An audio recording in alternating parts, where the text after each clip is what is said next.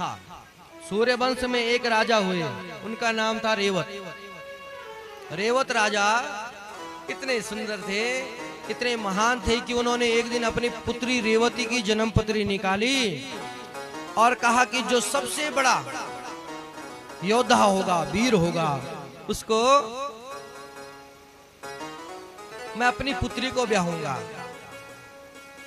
सजनों, सुखदेव बाबा वर्णन करते हैं, राजन, रेवत राजा को पृथ्वी पर कोई भी लड़का अच्छा नहीं लगा, तो सोचा कि क्यों ना ब्रह्मा जी से जाकर पूछा जाए।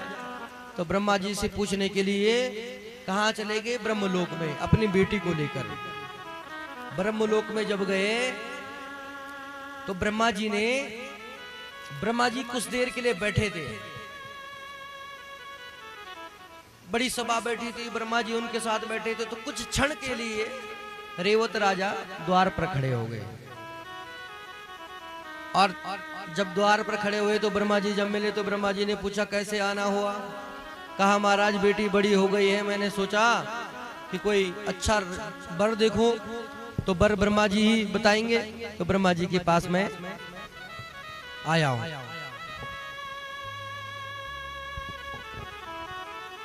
आप बताइए मेरी बेटी का विवाह किससे होगा? ब्रह्मा जी ने कहा सुनो, तुम्हारे वंश के लोग अब जीवित नहीं हैं, तुम्हारे यहाँ के लोग सब खत्म हो गए। अब द्वापर युग लग गया है और द्वापर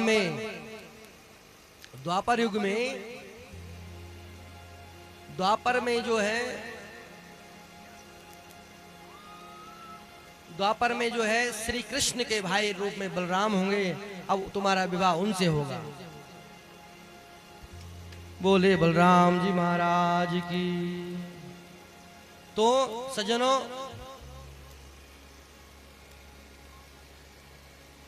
ब्रह्मा जी अपनी बेटी को लेकर जब आए तो द्वारिका में जब बैठे थे भगवान श्री कृष्ण, और द्वारिका में जब बैठे थे तो सज्जनों, यार बेटा ये ना बार बार कभी बंद, हेलो साउंड वाले भैया, ये कभी बंद हो रहा है वोल्टेज।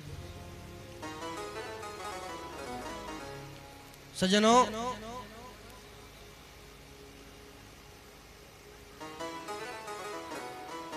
भगवान बैठे हुए थे तो इतनी बड़ी 21 हाथ लंबी थी रेवती।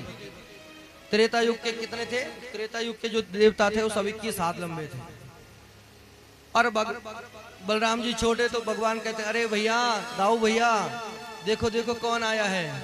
तो रेवत जी आए। रेवत ने पूछा बलराम कौन है? तो बताइए है। बोला हमारी बेटी से आपको विवाह करना है, हम स्वर्ग से ऑर्डर लाए हैं। तो कन्हैया कहते हैं भैया ये तो अच्छा हो गया, भाभी बड़ी लंबी और आप इतने छोटे।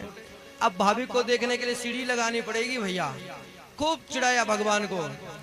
कभी कहते हैं अरे भैया दाऊ एक बात बताऊं, अब अच्छा हो गया, तुम छोटों से और भाभी लंबी। अब तुम्हें जो है ना छोटा छोटा तुम्हें कोई काम करना नहीं पड़ेगा, सारे काम अपने आप हो जाएंगे। तुम्हारे हल मुसल को भी भाभी दूर से खींच लाएगी।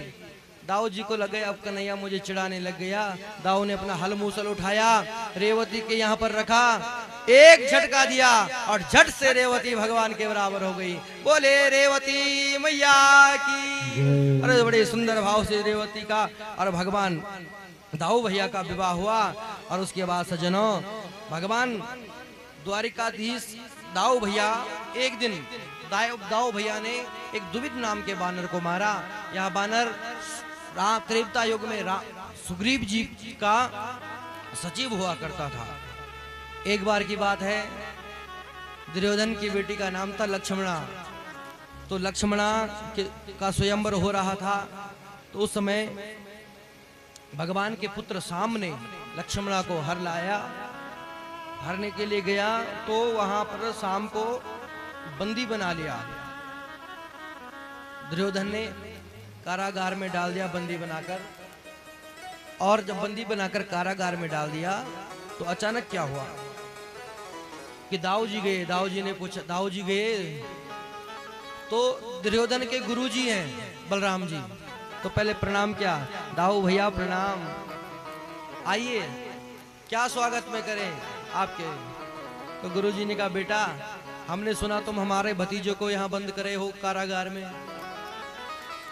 कहा हाँ करा हूं। बोला छोड़ दो, ये तो ठीक नहीं है। अच्छी बात है, तुम्हारी पुत्री से हमारा भाई हमारा पुत्र विवाह करना चाहता है तो करा दो। कहा है दाऊ भैया अपनी औकात में रहो,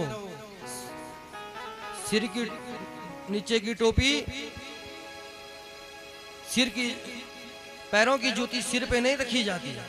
महाराज जब सजनों इतनी बड़ी बात कही तो दाऊ भैया को कोई इतना खाओ तो जिंदा कैसे रहे। इतने में दाऊ भैया ने अपना हल मूसल निकाला और कहा अभी बताता हूं तुझे कि गुरु कृपा का प्रसाद क्या होता है। अब महाराज जब इतना कहा तो इतने में धाम से दाऊ भैया तो अपना हल मूसल लिया, जो खींचा। आज भी हस्तिनापुर में यमुना जी तिरछी बहती है। बोले द्वारिकाधीश भगवान की जय। उसके बाद सजनों भगवान द्वारिकाधीश ने